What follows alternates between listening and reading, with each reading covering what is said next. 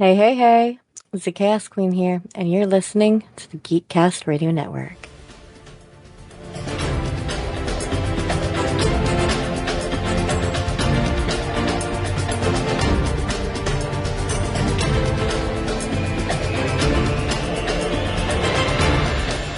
There is nothing wrong with your podcast player. Do not attempt to adjust the volume. Hello and welcome back into our studio. You are now inside Studio 2009. I'm, of course, TFG1Mike. And joining me once again for the first of the year, 2024. We are all new in 2024 on the Geekcast Radio Network. It is Mr. David Draper. Hello, sir. How are you? Yay! Yay! Today we are continuing on with the new year. So new year, new 12 months of Star Wars. We will most likely finish all of our Star Wars coverage by December of 2024, according to the schedule that I have planned out. Okay. So, yeah, full year, full 12 months of Star Wars this year, and we are heading back into that far, far away galaxy to talk about Season 1 of Andor, or Star Wars Andor, however you want to, whatever they label it as. Yeah, I think technically it's Star Wars Andor, but I just call it Andor. I owe you an apology, actually. I didn't do it. I messed up the entire series. I didn't realize it until I rewatched the first episode. Because I thought Andor was set earlier than it is. Okay. So technically, Solo should come first. Oh. I've ruined everything. No, you haven't. I've spoiled it. No, you haven't. Yeah, we can fix it in the editing. Okay, well, Andor takes place 5 years before Star Wars. Right. If you remember, at the very beginning, it says 5 years BBY. Yep. That's Battle before Battle of Yavin. Yep. That's like their AD BC kind of marker. Yep. So. And we'll fix it in the editing. It's fine. It's not a problem. I screwed it all up. No. Well, that's the interesting thing about pre-recording this stuff, because, ladies and gentlemen, even though you're listening to this in 2024, we're recording the future. Yes, the future. We are recording. Actually, do you know like roughly when in January? First week of January, right after New Year's. Okay. Why is that? Because my birthday is the second week of January. Well, happy early birthday, sir. Thank you. You're welcome. I think it's the second week. Like I know. I know the date, but weeks can be weird. Okay, the date is what? January what? No, actually it's the third week, the 15th. Oh, well, there you go. Yeah, Martin Luther King Jr.'s birthday. Yeah, this will come out January 5th, so 10 days before your 27th birthday. Yes. Oh, yes, Andor. Oh, boy, just the facts. Here we go, folks. Andor is a Disney Plus Star Wars series. It was created by Tony Gilroy, which we will talk about him in a moment. Star Wars, obviously based on George Lucas, starring Diego Luna, Kyle. Spun off from Rogue One. Yes, spun off from Rogue One, and I'm so happy. Okay. So, if you go back to whenever the hell Rogue One came out, 2016, 2017, whenever it was, after it came out, we had reviewed over on a different podcast. We reviewed the Force Awakens. The episode title was The Force Awakens Inside Rogue One. So we reviewed both films in one episode of the podcast at the time. And I did not give two craps about Rogue One until a character I knew showed up at the end. I cared nothing for those characters back then, had no interest in learning anything about them. And thankfully, all these years later now, we have this prequel to that film with this series, and I'm really digging the characters in this. Cool. Because you kept going, oh, it's going to be interesting, and I know that that I really like this show. Yeah. So I was like, oh, okay.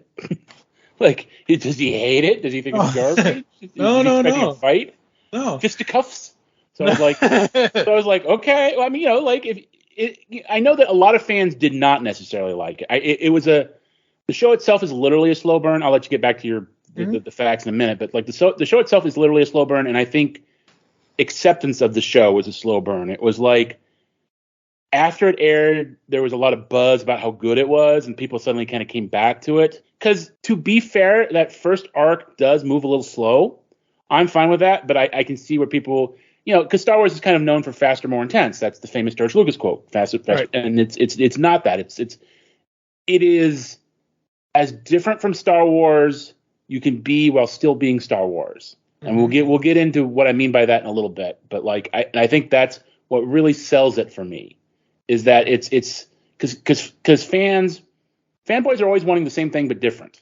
You know, like the same thing but just a little bit different. I want it on a plane this time. I want it on a boat this time instead of in a building. You know, I want the same thing but different. And this is the same universe, but it's a very different approach. And I really like that. I think it worked. I completely agree.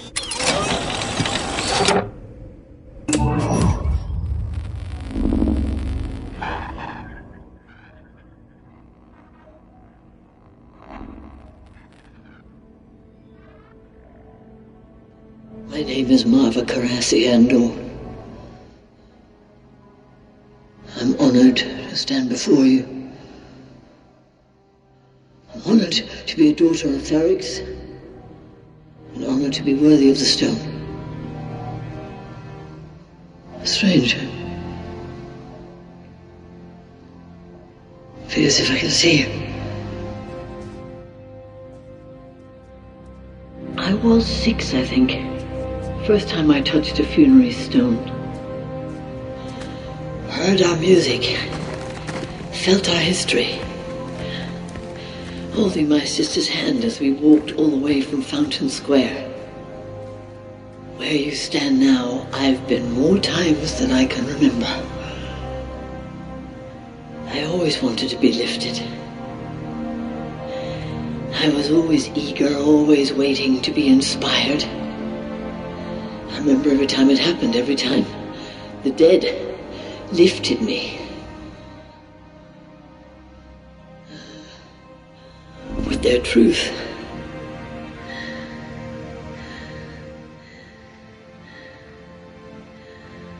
And now I'm dead. And I yearn to lift you. Not because I want to shine or even be remembered. It's because I want you to go on. I want Ferrix to continue. In my waning hours, that's what comforts me most. But I fear for you. We've been sleeping. We've had each other and Ferrix, our work, our days. We had each other and they left us alone. We kept the trade lanes open and they left us alone. I think this is in line with, whatever future. I know there's supposed to be a season 2 coming in 2024, sometime later this year. I think it's they were filming it when the strike hit. So. Right. Yeah. When the strike hit. But I'm saying, like, they're supposed to, like, this isn't like, oh my God, are we going to get a second season of Ahsoka? Most people probably don't want a second season of Ahsoka. But my point is that this is going to have a second season at some point this year, hopefully, unless something else happens in Hollywood. Yeah. Whole thing burns down. I mean, they still got to finish the actor strike first. Yeah. They're still working on. Yeah. So when I watched this, I was like, okay, I'm going into this fresh. Yes, I know the name Cassian Andor. I don't. We've talked about this. You and I have talked about this, and other people and I have talked about this. I don't remember 10 minutes ago, let alone back in 2015 or 2016. What the hell? That's what I did with this. I went in fresh with it. I looked at it as this is the beginning of this character's arc. And Rogue One is the conclusion to his arc as far as I know. But I mean, if you remember the ending, it's the conclusion. Yeah, well. It's very conclusory. Yeah.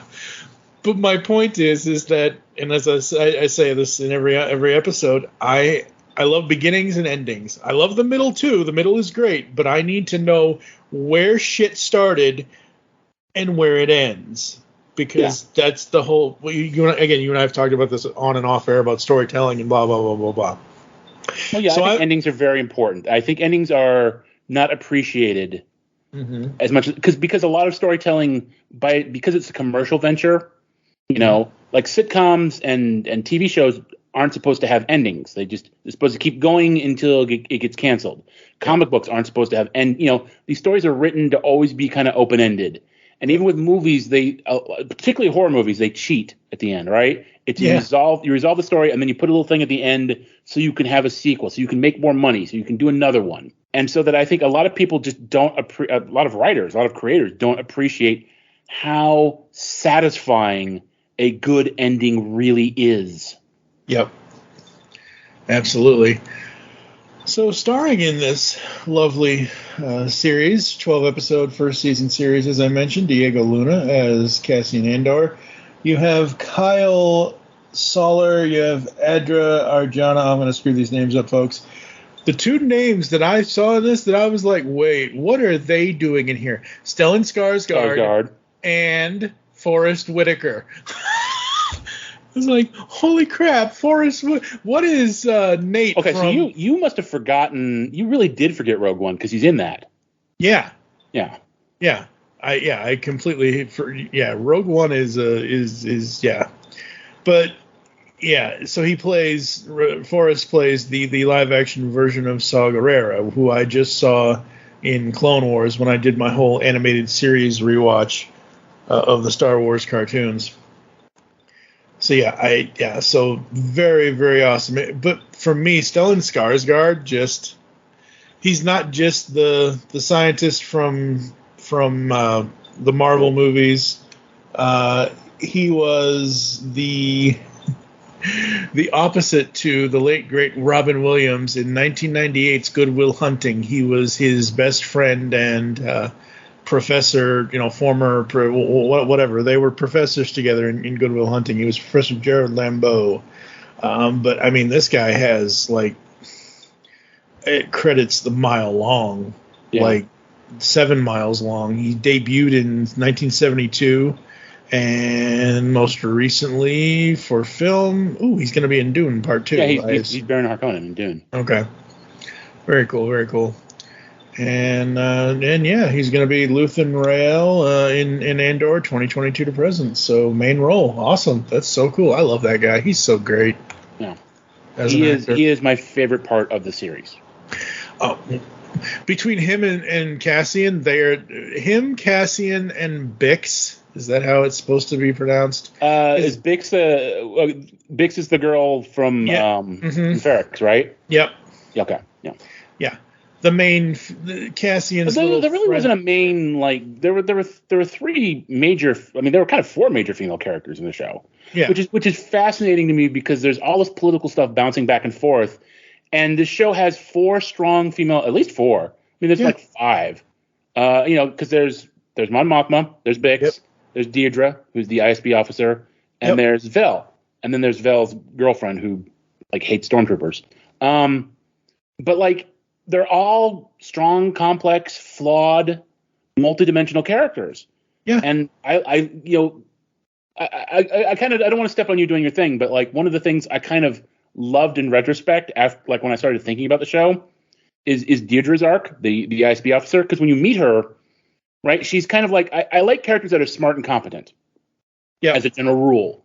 And she's she knows what's going on, and no one at the ISB will listen to her. And there's the one guy that's always kind of patting her on the head, and it's you're kind of you go, girl, you show these chauvinist dips, and she kind of makes her way, and she rises up to the ranks, and you're yeah, and then all of a sudden there's that record scratch noise where you're oh no, because the ISB are basically the Gestapo for the Galactic Empire. Yep.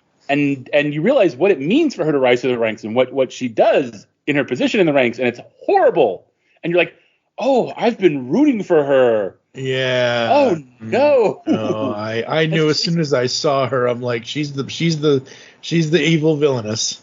Yeah. Well, yeah, but I like that whole sense of her being frustrated. Right. No, absolutely. Just and I was rooting for her. I like the character that's okay, this is what's going on, and I've got it figured out, and because I like strong adversaries. I think they're more interesting than sort of jobbing it to some schmuck who just can't, that's boring. That's just the second in command schmuck. The guy, I forget what his stupid name is. You know who I'm talking about. I think so. Chief Hine or no, Mosk or whatever. the young guy that the old the young guy that's getting in her way. Yeah, basically, right? yeah. The one that's like, because he's good. No, he's basically like, I have my little territory. Don't you mess with it, and everything's under control, and I know what I'm doing. Mm-hmm. Yeah, him.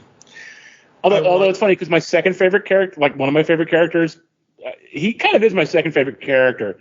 Is I call him Sergeant Tiny Penis because you know what I'm talking about. Because he's got that small penis energy of like he's got to be the biggest. He's a short guy. He's a little hefty, but he's just got to be the blade is sharpest when it's used, which is actually not true. But like he's Mr. Guy. He reads Soldier of Fortune. He's always dreamed of being in a combat scenario, and he just like he's just all talk, all bluster. He's kind of a chubby little Lieutenant Gorman, and it just all falls apart in his face. And I love it.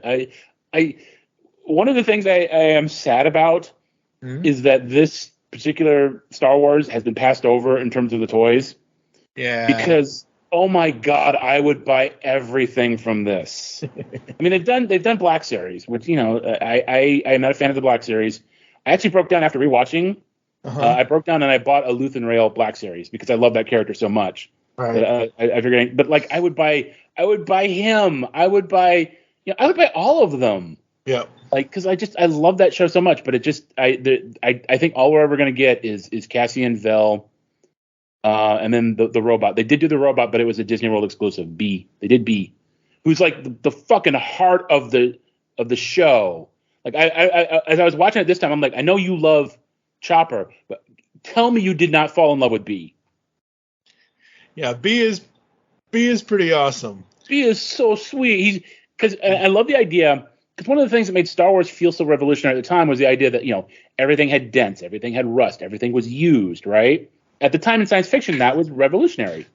Because everything was more like the prequels back in the day. It was all shiny and chrome and perfect. Right. So Star Wars was rough and lived in and used up. And B is a droid. Like, B is like your version of a phone with a broken battery. Oh, yeah. And it's a fascinating take on droids. And he's so sweet. And there were even articles written about the way that people treated him like another person, and it was cool. And like, I love the scene towards the end when the other guy, Brasso, he's like, okay, Marva's died and they're cleaning out her apartment. And Brasso's like, okay, you got to come with me. And he's like, can we just stay here tonight, please? Can you just stay here with me, please? And he's like, okay.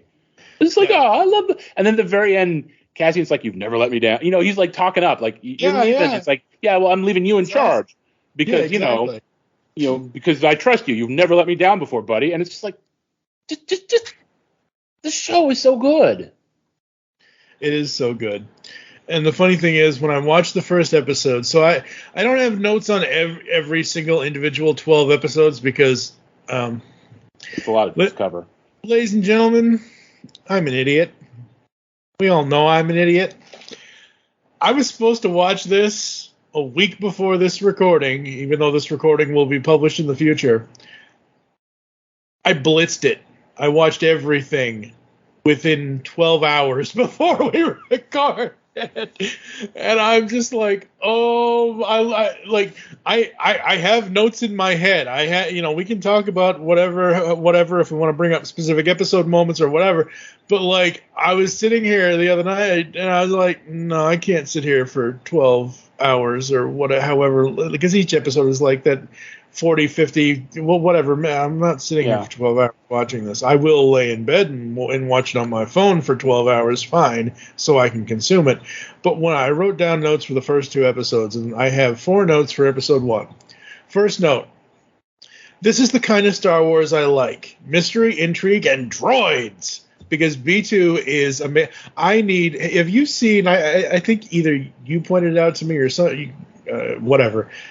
The Star Wars YouTube channel does the blips, the Star Wars blips with R2 and BB-8, and it's this little animated thing where they're having adventures and it's sound effects and it's just the droids. No, I have not seen that. Okay, I probably did not tell you about that because I don't know about it. Okay, well, I will share that with you because I think you would. It's just like it's shorts. It's literally like 2-minute videos, and there's like 3 seasons of it or whatever, and it's funny stuff. But yeah, as soon as I saw B2, I was like, ooh, I now want to see B2, R2, and BB-8 all together. And Chopper, I had Chopper in there too. All 4 of them. 4 droids walk into a bar. We don't serve your kind here.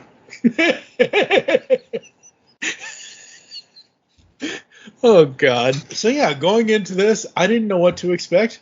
I like that there are no laser swords anywhere in this series at all. Well, that was one thing I didn't like, is there was one moment, and it was kind of stupid. Like it's not perfect. I love the show, but it's not perfect. There's one moment I thought was kind of stupid when it was trying to be cool. Yeah. And you know what I'm talking about, right? When Luthen's ship gets caught by the Imperials in a Cantwell-class cruiser, which is a super fanboy moment. Yes. Because Colin Cantwell did the original designs for all the models for Star Wars, and then he got fired because they didn't like them. But he's got his own little Millennium Falcon, and he's doing all this. He's doing all this cool badass stuff, and then all of a sudden his ship has these giant lightsaber wings. Yeah. And I was like, that's dumb. I don't like that at all. I loved that because what I loved about that was these Imperials that are trying to pull, these Imperial police that are trying to pull him over and stop him. Even though they don't realize who he is, they're just harassing him. Yeah, there's a lot of that in the show. Is the Imperials, like, because there's always the mentality of people where, well, if I just don't break the law, if I'm just a good citizen, then what does it matter if like the people in charge are a bunch of fascists? Yeah. And what Andor's kind of trying to say is, even though the characters did stuff, what they get harassed for is stuff they didn't do. Yep. But he was doing a bad, like he had the stuff that shot out the back and wrecked the dish, and he had the guns. He didn't need space lightsabers. I think he did. That was a cool. That to me felt like what the missiles are on the. Again, you're. I'm not worthy here, but don't the X-wings have missiles on the end of them that you know what I mean? Like, that's what that looked like to me. They don't. The missiles come out of the nose cone. The torpedoes come out of the nose cone, and then the things on the end of the wings are the guns.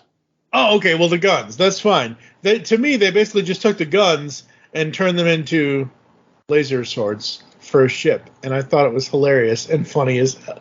I love anytime spaceships do weird, crazy stuff to get away. I love it.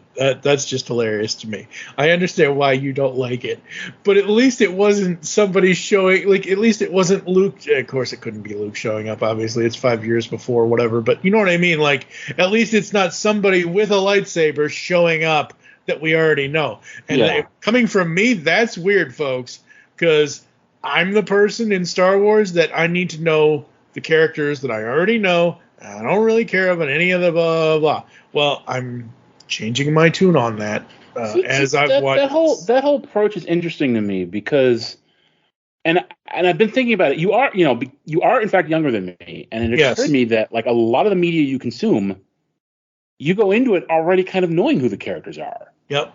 Where, like you see a Batman movie, you know who Batman is.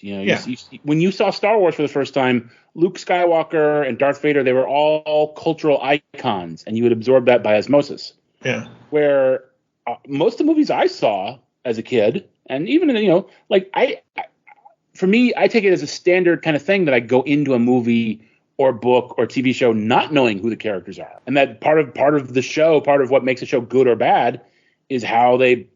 In how those characters engage me. Right. So it is kind of weird to and I see your point, but it's strange to me because like almost everything that I watch and consume, it's like, I don't know who these guys are, and they do have a limited time to like convince me of who they are. Right. But I don't know who you are, so I don't care. Yeah. That's just strange to me. It's a strange. It's one of those things where I think now, in 2024, the reason why I've been like this for the past, let's say, 17, 18 years, since 2000, whatever, 2010, 2011, 2012, whatever, is because when I grew up I was born in 1980, so I'm 11 years younger than you are. We're about somewhere around there, whatever. In the 80s, we had all new stuff because we had He-Man and Transformers. Like, there was nothing before. Like, there was no He-Man Transformers shit before the 80s. We had that new stuff. That new stuff is now 40 to 50 to 60 years old and whatever. And all as these companies are doing now is just regurgitating that. And there's no, like, there's really no new, like, there isn't a new revolution of, hey, let's take this character or let's create this character for this set and go forward and create something new with it. It's more of, we need to keep a hold of our IP. We need to keep going and make sure that is making us money. That's why most of the time for me, I prefer things with characters I know versus having to get invested and then, oh crap, we didn't make enough money. Like, again, when we did the Ahsoka series. Well, like, see, that's interesting because you were a very young child in the 80s. Yes. No, because I was like a preteen and teenager in the 80s, and oh my god, like, it was just a rule: you did not get attached to. Like, there were a ton of science fiction shows on TV, but you did not get attached to them. You never got attached because if they were made up by 6 episodes, you were lucky. You know, it's like something would come on, you go, oh, that's neat, and then it was gone. That's the same. That's even more relevant today, man. Like, okay, I know it's not the best whatever, and it was just a little silly thing. It was a test that NBC did, and I can't believe I'm bringing this up in a Star Wars podcast of all things. NBC a number of years ago tried to do a show called The Playboy Club, starring David Krumholtz, Bernard from the Santa Claus movies. He was also Charlie in Numbers from 2005. Anyway. So the Playboy Club was very short-lived. It had, like, I don't know, 5, 6, 7 episodes, whatever it was. Didn't make enough money, and NBC pulled it. So the companies have been doing that for ever since the 80s to now. If it doesn't make, I'm sure before then too. Like, well, obviously, it's just I was more attuned to it because it was because science fiction was the specific genre, and like I would pay attention to that. But I'm sure they did that with like cop shows and westerns, because that's just TV. It's like, I remember NBC was a little weird in the early to mid 80s because Brandon Tartikoff would fight for shows. Yep. And that's how we got Cheers, and that's how we got a couple other shows that like would have normally been canceled right away. Yeah. But Brandon Tartikoff fought for them. Yep. So. Yeah, absolutely. And it's just one of those things where in today's market of streaming and all that and everything else, it's like, you better watch this and have no expectations of it, because if you try to get any expectations of it, you're going to be sorely let down if it doesn't continue, kind of thing. But Andor, again, first episode, I wrote down, what is it? What is he exactly after, et cetera, et cetera. We obviously find out it's this box, and then really he's looking for Skarsgård's character. What's his? Oh God, I've got it right here. Luthen Rail. Rail. But it's the opposite. Like he's looking to sell the box to get out, and Luthen Rail's looking to not hire him, but I mean technically he hires him, but acquire him for the heist. Yeah. The Aldhani heist. Yeah. And then the last note I have for the first episode, I will say that this is the first show or film in a long time that does the time transitions correctly to where it's not jarring. I hate time jumps. I don't care if it's a comic book. I don't care if it's a cartoon. I don't care if it's a movie, a TV show. If you are in the present and you jump back to the past or you go to the future and you don't have a proper way to convey that, it is jarring to me, and the back and forth. But I will say, the back and forth on this, how they did it with the time wipes or how they did it with the almost like the commercial break type stuff, I found that very, very cool. And again, we're seeing Cassian's beginning here, and that's really interesting. Yes, he was an Ewok. I remember the first time I saw it, I was like, oh, he's an Ewok. I mean, he comes from a very culturally primitive planet. Yeah. Or society on the planet. I remember, like, I had an easier time this time because I was a little, the first time around, it's the first time around, and I'm watching it. I was a little confused by what all happened there. Mm-hmm. Not the actual events, but, like, there's all this stuff about it being wiped out and horrible. Like, I guess there was a mine, and the mine had an accident, and then the Republic troopers came and wiped out his village after he got rescued. Yeah. It was a little, like, I got those two things kind of mixed up in my head, which was confusing. It happens because, you're watching the thing and you're not. Yeah. Like the first time, especially, I'm not taking notes. I'm not preparing to talk about it to anybody. It's just, Yeah, you're just watching it to enjoy it. Yeah. And I will say one knock on the show. Like I said, it's not perfect. Yeah. I was slightly annoyed, and I get that, like, you can make the argument, oh, well, in real life things happen and things don't always work out and it's not always neat and tidy. That's fair, but like the whole thing about his sister, like, was really important in that first episode, and then now his adopted mother does say let it go. Yeah. Which is I guess fair, but like, that it is a TV show. Like, like you can't really let it go. That feels weird and unresolved.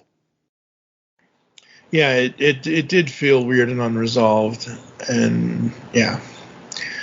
I love Cassian's mom. Marva is great. Yes, yeah. Marva is amazing. Oh, I understand why they killed her, but damn, I wish they hadn't killed her. And the only reason why I understand why they did it is because, number one, they're evil, and number two, it's so we could have the recording of her. And you know that when, like, I guess they fought for this and they lost. Mm-hmm. When she's saying "fight the Empire," that was not the original line of dialogue. Oh boy, what was the original line? It was another word that begins with the letter F. Fuck the Empire. Wow. Fuck the Empire. Yeah, they wanted that in there and they couldn't get it. Oh, I think I have mixed feelings about that, because, like, part of me is like, that's so her, that's so perfect, that would be so cool, but it would be weird. It would be weird in the sense that she's trying to basically rally the troops and have everybody go fight. And it's weird. Like, it's weird to have the word "fuck" in Star Wars. Well, weird. True. Yes, I mean, unless it's how it should have ended or something. But yeah, it just it's really, really like weird. I love. Did you catch? There's a big riot. There's a big fight. Brasso has the brick that has her ashes in it. Yep. And he uses it to clobber an Imperial guy, and I'm like, oh, she'd be happy. Yeah, she'd be so happy. She'd be so happy. That's one way to spread her ashes right there, just right in the face. Whomp. Womp. Oh man, no, this was a lot of fun to show. I'm really glad you liked it. Oh yeah, absolutely. Like I said, I don't remember Rogue. I repeat this. I only remember the ending to Rogue One. I don't remember anything, and I'm glad we're going to eventually go through and do Rogue One as we're doing this whole 12 months of Star Wars series, so I can rediscover it and figure out whether I actually like it or not. But I didn't give two craps about Cassian's character back then. And now, because I have all this from this series, it's like, oh, I now need to see where it goes from here with him and how his arc eventually obviously ends. What else about Season 1 of Andor would you like to talk about, sir? I mean, it's a whole show, so there's a lot to it. I love the way it's all put together. I love my favorite thing are the arcs, because there's like 3 arcs, and I've said this before, I think off air and maybe on air or on the show, where like if you were paying attention, the first arc is like corporate security. Yep. And then it's Imperial soldiers. Yep. And then after the Aldhani raid, suddenly there are stormtroopers everywhere. Yep. Like, you don't see a stormtrooper until episode, I think, 7. You see a TIE fighter during the Aldhani arc because they're flying around. Yeah. But like, it's just like, and this is part of Luthen's plan, is to provoke the Empire into reacting so that people will be more inclined to join the rebellion. So like I say, it's sort of sold as the dawn of the rebellion, the beginning of the rebellion, but it's the beginning of the rebellion and the Empire we know. Yes. Because the Empire at the beginning of the show, Cassian says they're kind of fat and arrogant and content, and you can get away with a lot because they're not really paying attention. They're not quite as oppressive. By the end of the series, by the end of this season, they're paying attention. They're paying attention. And yes, it is episode 7, because he returns to Ferrix to settle old debts, and he learns that people blame him for the Imperial security crackdown, and the presence of stormtroopers on Ferrix remains. Well, there's an earlier I think it's earlier in the episode, there's a shot at a spaceport on Coruscant. Yes. And suddenly there are stormtroopers there. Yep. I wasn't even sure if we were going to see Coruscant. I was like, ooh, Coruscant, yay. Yeah, and I love, like, it's such an interesting contrast, because we got Coruscant in Mandalorian Season 3. Mm-hmm. And those were like more the Ralph McQuarrie, and there's a whole scene that takes place from a Ralph McQuarrie painting, during the episode that I hate, with Pershing and the mean lady who betrays him. Yeah. And it's like there's like the tip of the tallest mountain It's like the only piece of Coruscant's natural landscape that's left exposed. There's a park built around it. Yep. And that's a Macquarie painting. There's this book of like unused Macquarie or largely unused Macquarie paintings that flesh out the Star Wars galaxy. And the part of me is like, okay, that's neat. I'm a fanboy. I know where that comes from. But it looked like they filmed it in what, they've got this weird like airplane hangar with TV screens or whatever. Yeah. And it worked for the first couple of seasons of Mandalorian. It looked fake. But all the locations in Andor, even though they don't quite look like something out of Macquarie's sketchbook, they look real. Yeah. I think they were real locations, and they look interesting. And I loved Coruscant in this show. I loved like the one guy gets the job at the Bureau of Standards. Yep. And it's just a million cute. Like I loved stuff like that. I loved the apartment buildings. I loved that design. I loved the station, the transit station on Coruscant. Yeah. I loved all that real world, kind of vaguely European, weird to American eyes architecture. I loved it. I adored it. It just looked cool. It looked weird. It looked alien, or not alien, but different. So I don't want to be lazy, and I have a Star Wars encyclopedia right next to me, folks. Remind me, when did Mon Mothma first debut? Was it Empire or Jedi? She shows up in Jedi. Yeah. Okay. She shows up out of nowhere. She literally kind of shows up out of nowhere in Jedi. Yeah, and that's fine. We'll get to that. The reason why I'm asking is because all as I ever remembered of her character before watching the cartoons and watching this was many Bothans died to bring us this information. I am so happy that she is a character that is not just relegated to that one-liner now. Like, I love seeing I want the Mon Mothma story, and we're kind of getting it between what happens in the animated stuff and what's happening here. I am all for her story and how she is interacting with everybody. Like, that is awesome. I love her story in the show, but it also, watching it the second time, I started getting angry, and I got angry because of Ahsoka and Mandalorian season 3, because she literally kind of sells her daughter to a gangster. Yeah, she makes this horrible decision to try to keep her head above water to keep the rebellion going, and they just treat the New Republic like it's garbage. It tortures people, and they're idiots, and they eventually get wiped out anyway in Force Awakens. Yeah. So it really feels like she did that for nothing. Yeah. And that's depressing and angry. It's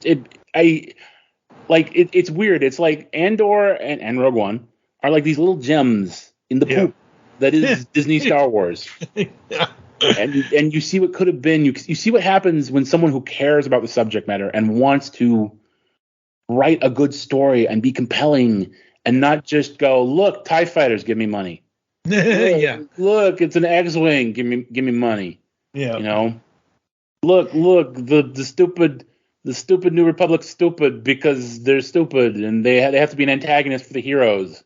Yeah. That's how you write fiction. Is just I do think I wonder if Genevieve O'Reilly, the actress who plays Mon Mothma, literally said to someone when they were filming Ahsoka, "Can I just have a scene in this trial sequence where I at least pretend not to be a moron, where I ask a somewhat pertinent question, where I feel I know something's going on, please?" Yeah. Because I can't imagine playing that same character in those two shows.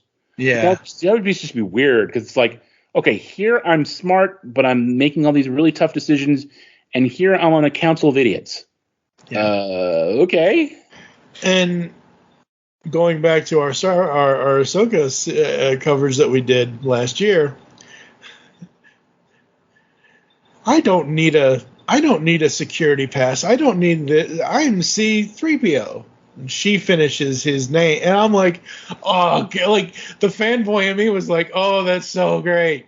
But now in Andor, it's again, seeing her story, seeing how she is with everybody. Yeah, just more of Mon Mothma, please. Yes, please. Yeah. Let's talk about, since you're talking about writing and all that, let's talk about Tony Gilroy.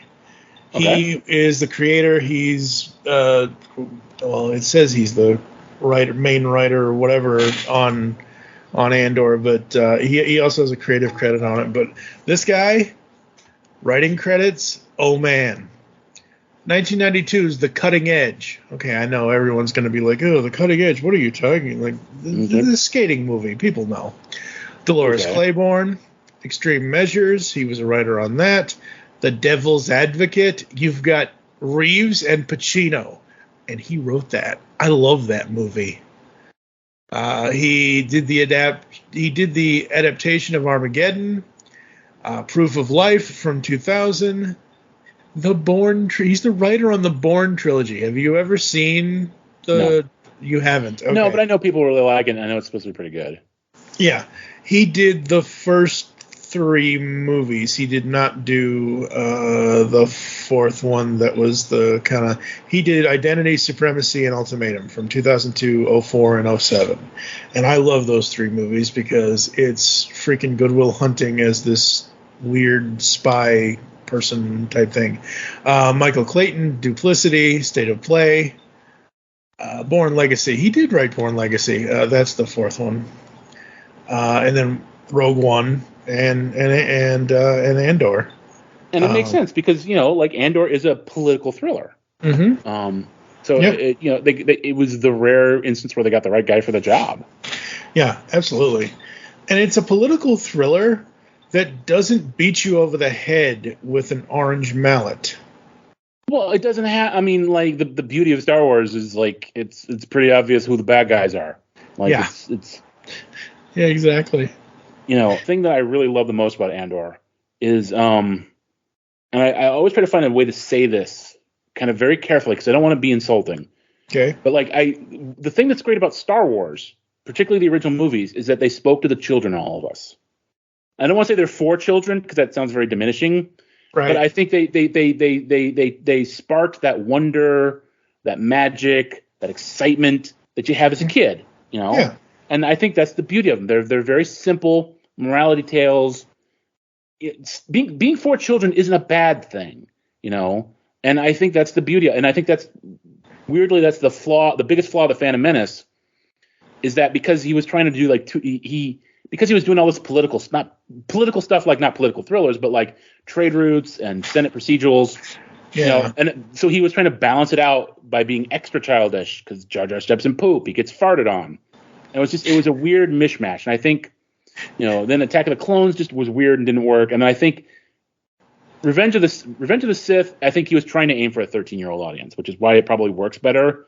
Yeah. Because he got the tone fit the audience. Yeah. Andor is written for grown-ups. And again, 100%. That's not a knock on Star Wars, but I think that's the big thing is it's written for an adult. And I love that about it. I love the moments in Mandalorian where I feel like I'm 7 years old again. Yep. But I'm not. I'm 52. And I love that this show talks to me like I'm a 52-year-old. But it's still in my Star Wars galaxy. Yeah. I love that. I love that someone was able to pull that off. Yeah, absolutely. And I don't know because as far as I know, they're friends. I don't know if there was a past with them, but you have this whole thing with Bix and her boyfriend or whatever, Tim at the time, and and all that, and Tim's jealous and he's following Cassian and he's doing this and eventually Tim, doesn't end Tim gets his. Well, yeah. He gets killed by the security guys. He's the only. Yeah. Well, I think Cassian kind of. It's pretty implied that Cassian gets around. Oh yeah. And that Bix was an early conquest. There's a line about her dad, I think. Oh god. Yeah. Early on, or not early on, like when he visits her before she gets captured. Yeah. There's a line about her dad being mad that he climbed over the fence and. Yeah.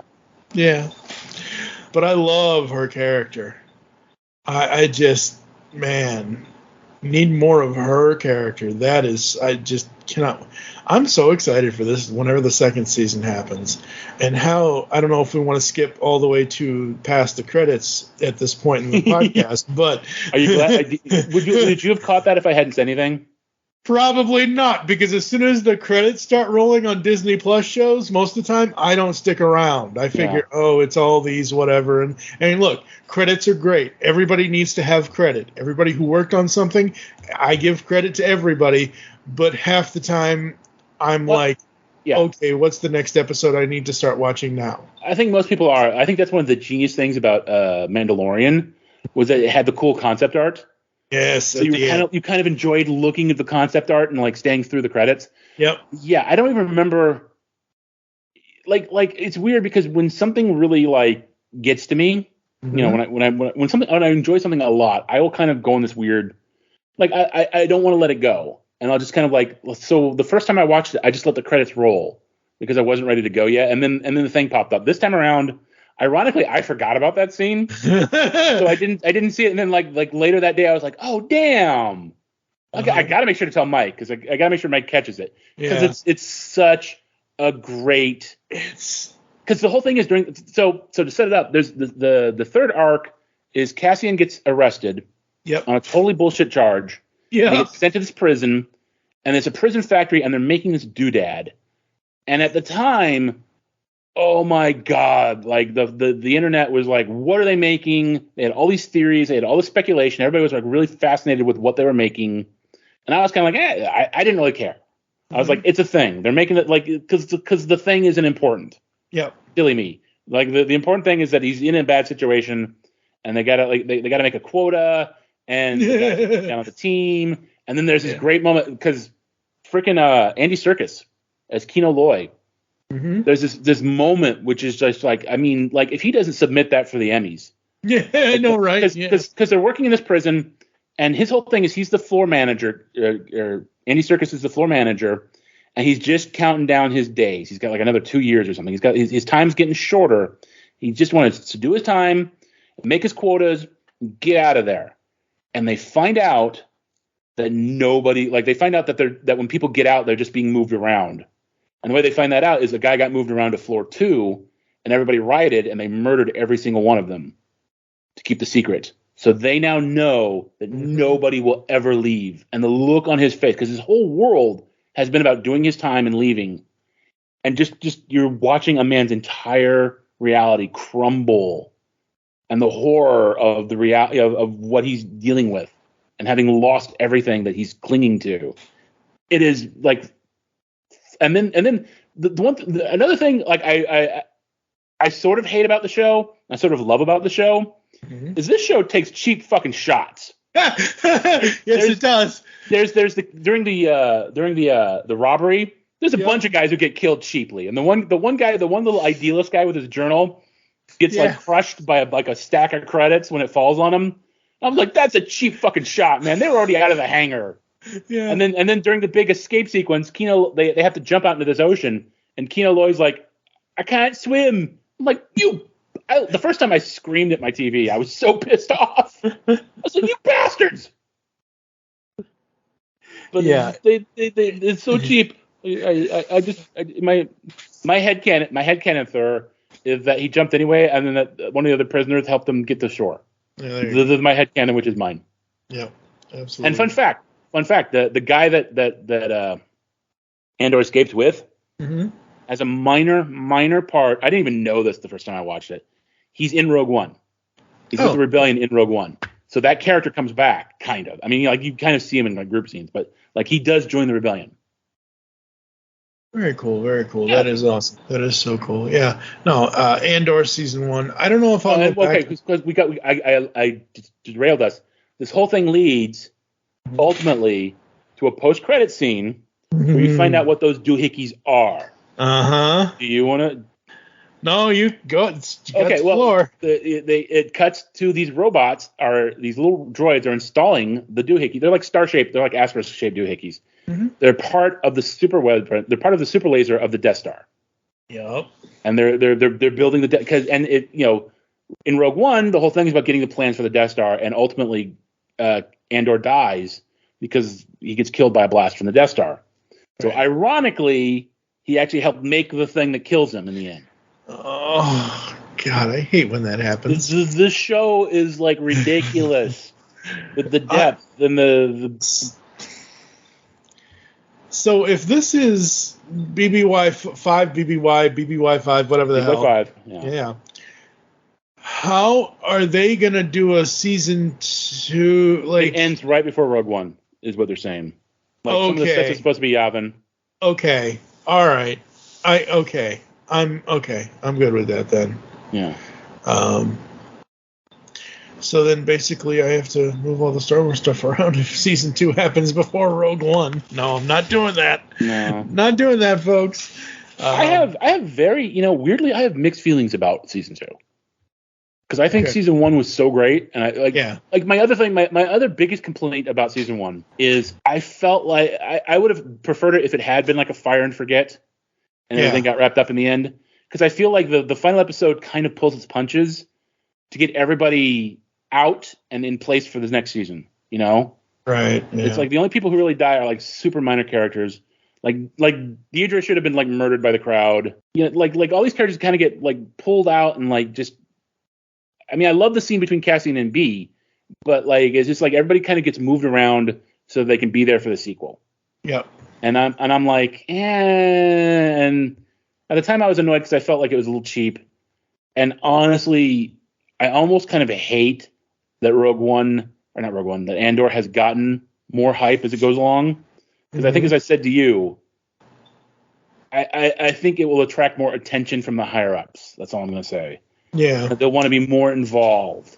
Where I think before it was like nobody really like you are pretty representative. Nobody really cared about this character. I did. Like I loved Rogue One. So like when they said they were doing a Cassian Andor spinoff show, I was like, yeah. I was the guy. Like nobody cares about this show. Nobody's excited. I'm like, I am. I'm super excited. I really want this show, and I loved it. Yeah. But now that like people are paying attention, it's kind of like, are they going to start sending notes? Are we going to have to do things? Is it going to be messed with? Like, please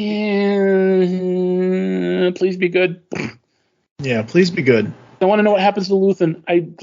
Because the one thing we have to talk about before we wrap this up, there's an ISB officer named Lonnie, which is, and he's actually an undercover agent who's being handled by Luthen, and he wants out. There's a great scene where he kind of contacts Luthen and says, "Here's all this information I'm giving to you as like a present because I want out."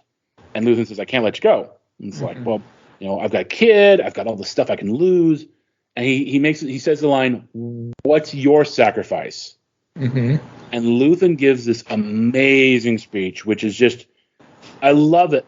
Like he basically says, "I've sacrificed." He eventually says everything, but he makes it very clear what everything means. He means he's giving up who he is as a person. Yeah. To basically make a better, and again, so angry at the way they dropped the ball. He's giving up everything: decency, kindness, kinship. He's using the tools of his enemy to create a sunrise he'll never see.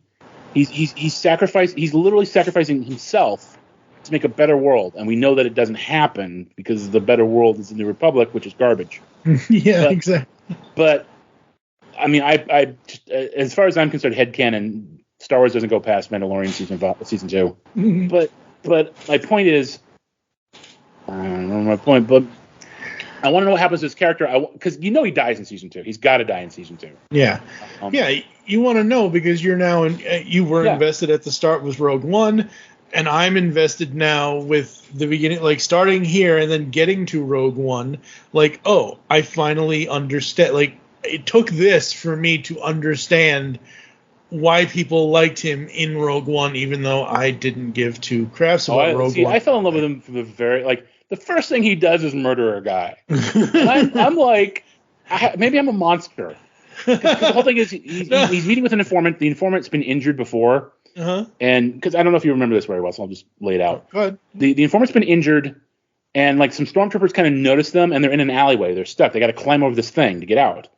And the guy's like, "Oh, I can't climb. My arm's bad." And Cassian like makes a split-second decision. Okay, I can't let you fall in their hands. So much for you. Yeah. And I'm like, okay, I'm in. I'm in with this movie. I'm in with this character. I love him. Because I mean, it's what I was about to say a minute ago. Anyway, is Star Wars presents the rebellion from the top up, from the Jedi Prince, from the princess. Yeah. Very antiseptic. Very the hero pilots. I mean, Han has always been my favorite character because Han is the closest to an everyman there is, right? I mean, like I can't be the chosen one, but I can drive a truck with my dog. So I've always loved Han, but the whole thing is a fairy tale. The whole thing is very kind of clean. but an actual rebellion would have dirt and grime at the base, you know? And I love that. I love that Rogue One was as high-minded as the rebellion was, like any war, any conflict is going to have some nasty shit when you dig down far enough. And Rogue One was showing that, like, I mean, even then it was a lot more antiseptic than I think Andor was. Yeah. Like, Andor may not have shown it as much, but Andor kind of implied that, like, because Luthen is playing games with everybody, Luthen is sacrificing people. It's like a game of chess for him, and he knows it, and it eats him alive.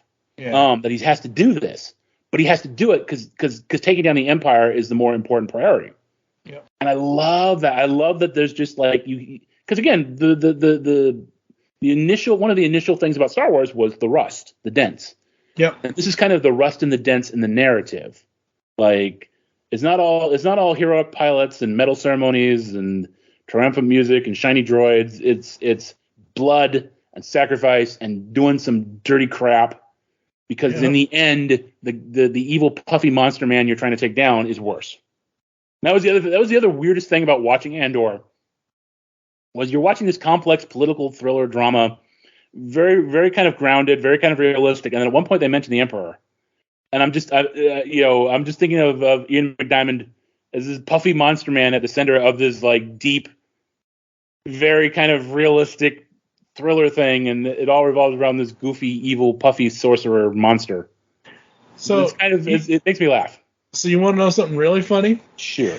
I thought they were trying to turn Stellan into Ian. When he grabs that friggin' wig, I was like, wait a minute, are they trying to... No, they wouldn't do that. Come on now. Like, I was like, the whole wig thing just wigged me out, I guess. It was really, really... I understand why he did it, because he had to disguise himself. Yeah. But look at Luthen's face in this show, and he's not like a close resemblance to Ian at all. But just the way that he's portrayed, and then you bring the wig in, and I'm just like, what is this? Episode 5? What is this? The Empire Strikes Back, where you had a really weird looking young emperor? I don't know. It drew my head to, that could be Palpatine. Oh, interesting. Obviously, that's not where it goes, thankfully, and all that. But yeah, no. This was really, really fun. Buddy of mine, DJ Valentine, he's done a lot of stuff with us in the past.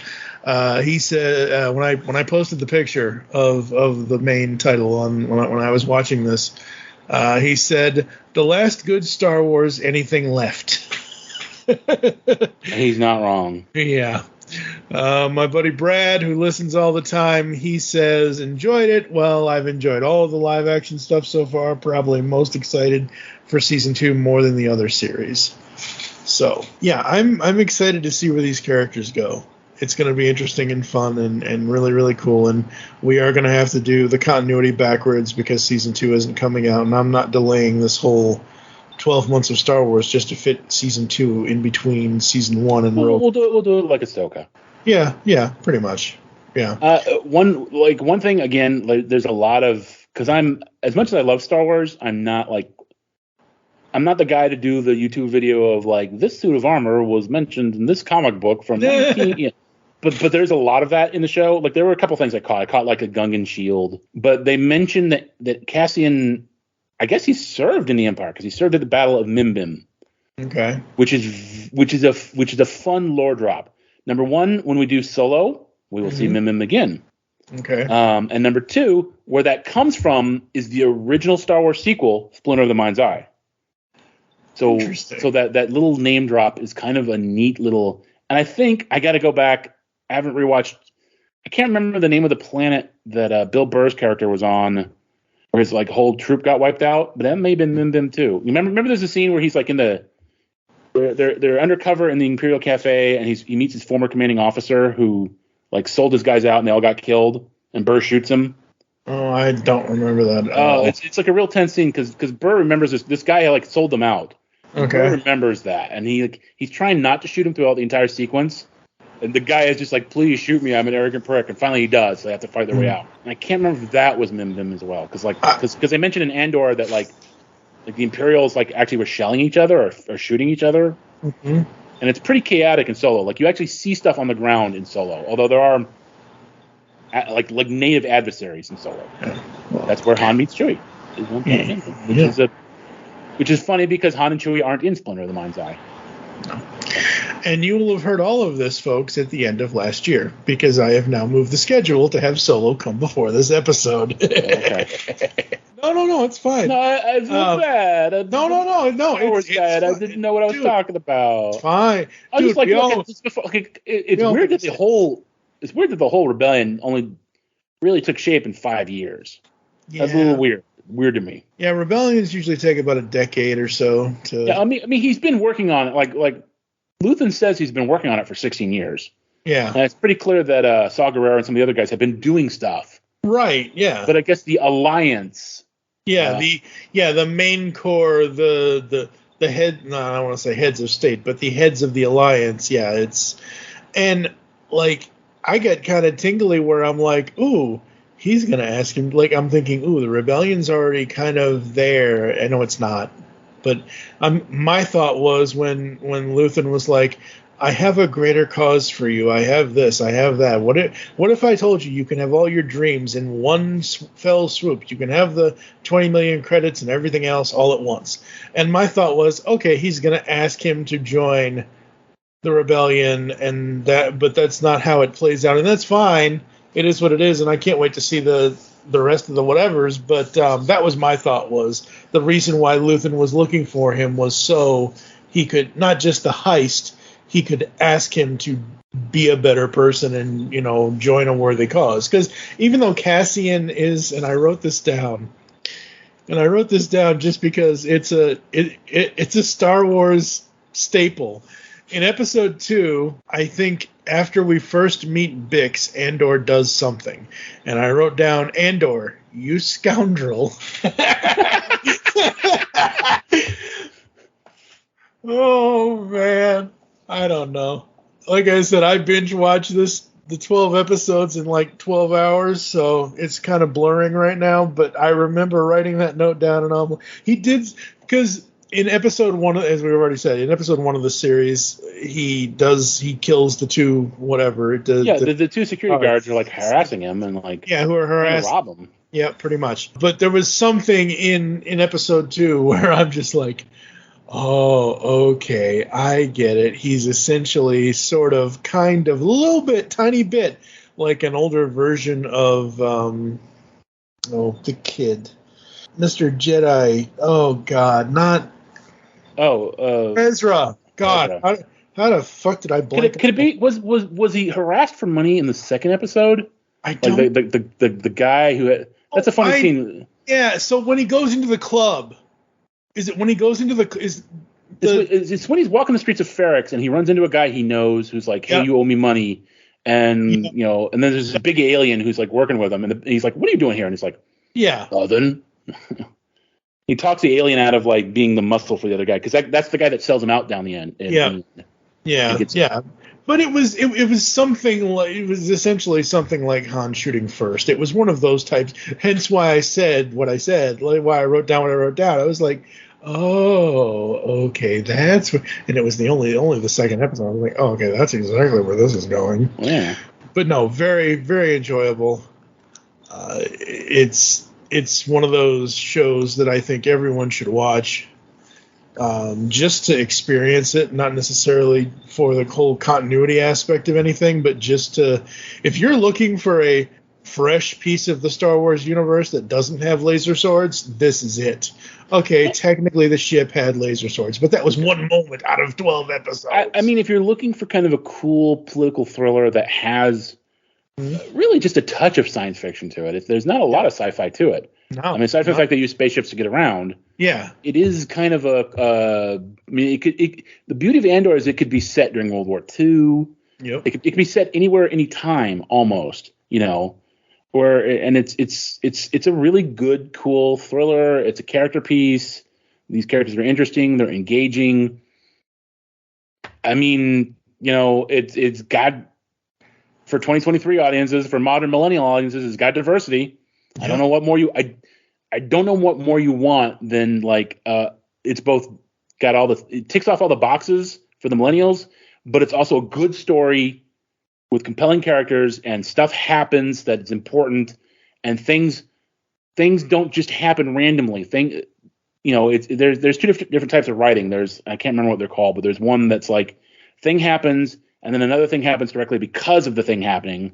And then there's the other kind of writing, which is thing happens, thing happens, thing happens, thing happens. Yeah. And this one is like really well written. Like it's got everything. I think it's more cause and effect. Yeah, it's a little slow at the beginning, but other than that, it's so good. Like I promised myself I wasn't going to do that, but like, but it is so good, and like especially because we've been starved so long. Yeah. That rise left a bad taste in everybody's mouth, didn't it? Yes. Well, we'll get to that, folks. Oh boy, those are going to be fun episodes in all kinds of horrible way. Oh God, the sequel trilogy. Ugh. So since we've been doing all this Star Wars stuff, I've been seeing a lot of George Lucas shorts, whether it's him or whether it's people using AI to recreate. I'm just like, please don't use AI with George Lucas. But I've seen several things where he has said there are 6 movies. Yeah, that's it. Like he's talking about, yes, I sold my stuff. Yes, they're doing things with the stuff that I created, but for me, there are 6 movies. I had plans for this or that and whatever else, but what they produced wasn't my whatever. It is what it is. Yeah, it's one of the beauties of the situation. One of the few good things about the situation is that it's very easy to draw a line. Mm-hmm. There's like the before Disney stuff and the after Disney stuff. Yep. And it's very easy for me to go, okay, see it, Disney stuff. Like I will salvage a couple of like little gems. Mm-hmm. Andor, Rogue One, Mandalorian 1 and 2. Yep. And then the rest of them just, flush that. Flush it. I'm fine with that. Like, I got no problems. Yeah. And you said before Disney, and I'm like, before Disney and after Disney, so BD and AD. Oh, great. BD and AD. Well, and, right. To be 100% fair, there's a lot of rose-colored glasses looking backwards. Like I've read a lot of this. I've read some stuff.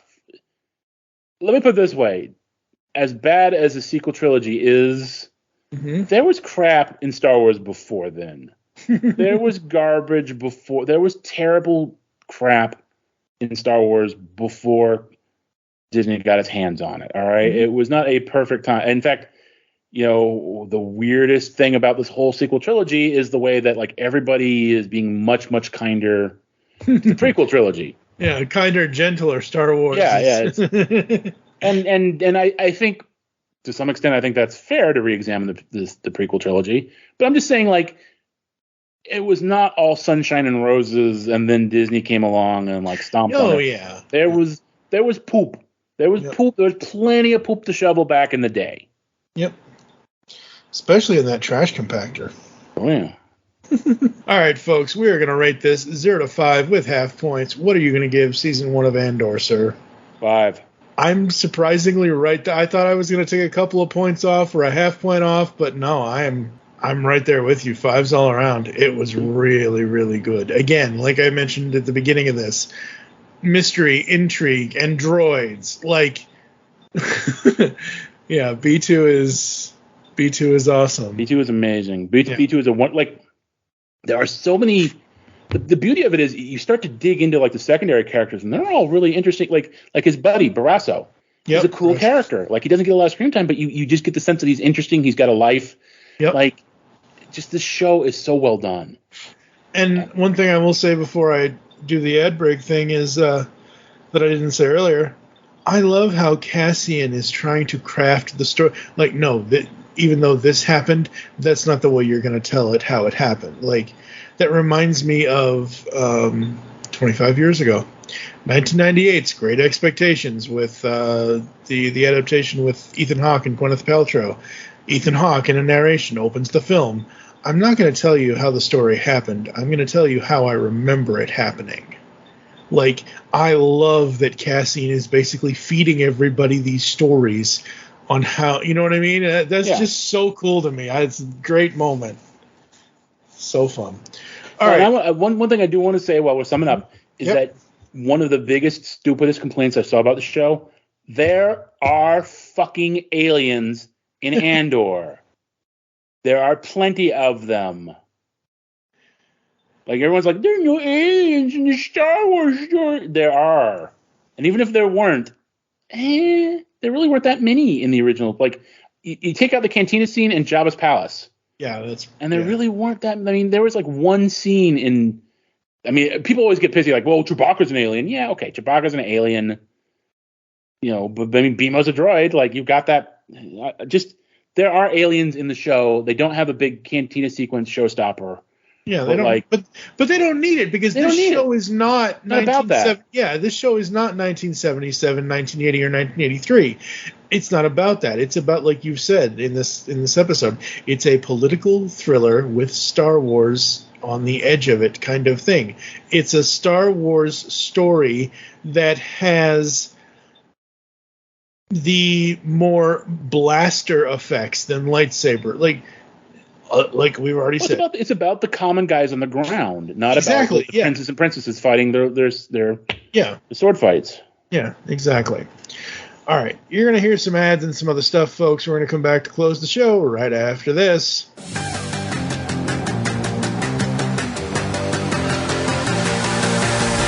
Hi, welcome to Up Nerd.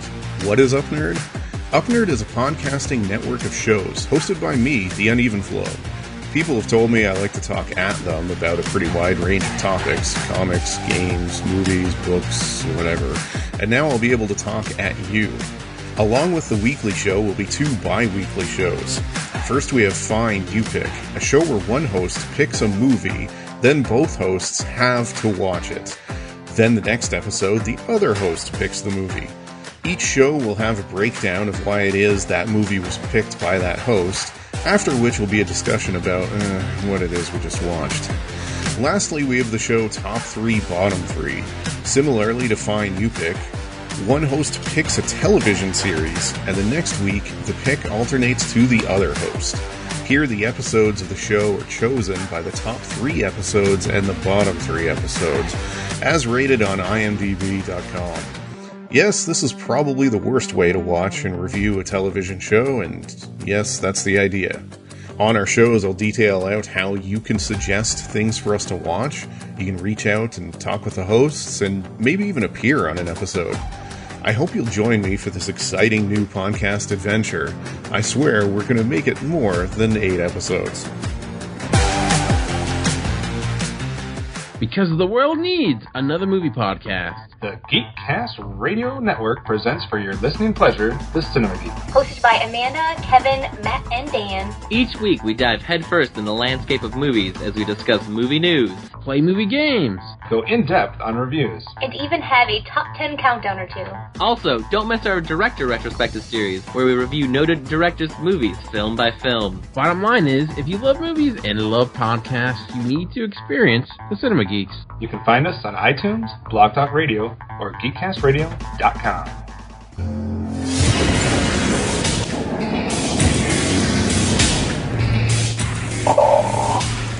Welcome to my throne room, Future Tales. The Beast Unleashed podcast is over, not gone. You can hear more of this great podcast, discussing all the episodes of Beast Wars and Beast Machines on geekcastradio.com. We include voice actor and writer interviews with stellar hosting by Steve, Mike, and Michael. Head on over to iTunes or the net, or else I will send you my vehicles to extract your spark and destroy you. Yes.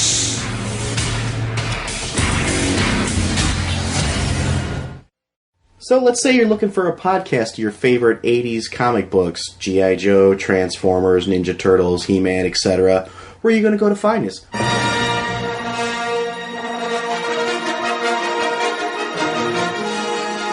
Welcome to Star Joe's podcast. I'm your host, Ryan. And I'm Chuck. That's right, everybody. We're the Star Joes. We host a podcast called Star Joe's Podcast, where we talk about your favorite comic books, your favorite toys of all the 80s properties. Star Wars, G.I. Joe, Transformers, Mask, Thundercats, Voltron, you name it, we cover it. If it's in the 80s, we'll cover it at some point. Yes, so what you want to do to find us, you can go to iTunes, you can go to www.starjoes.com. And remember, the Force will be with you. Because knowing us is half the battle.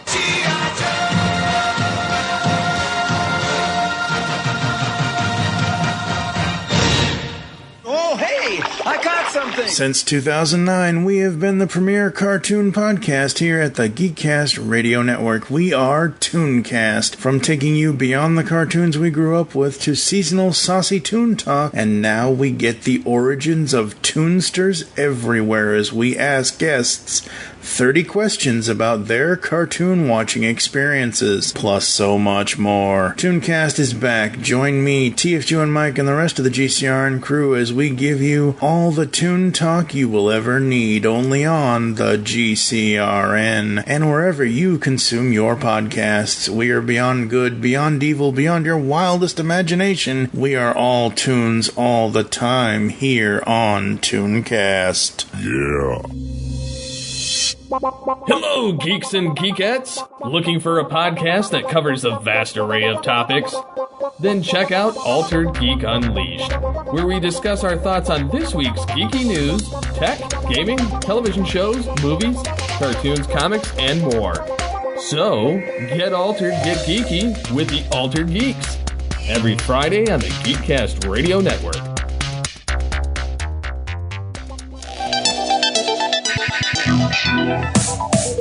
Like science fiction? Of course you do, or you wouldn't be listening to the Geekcast Radio Network. Well, the Mark Who 42's Universe podcast is an award-winning sci-fi radio show that's been around for over 10 years.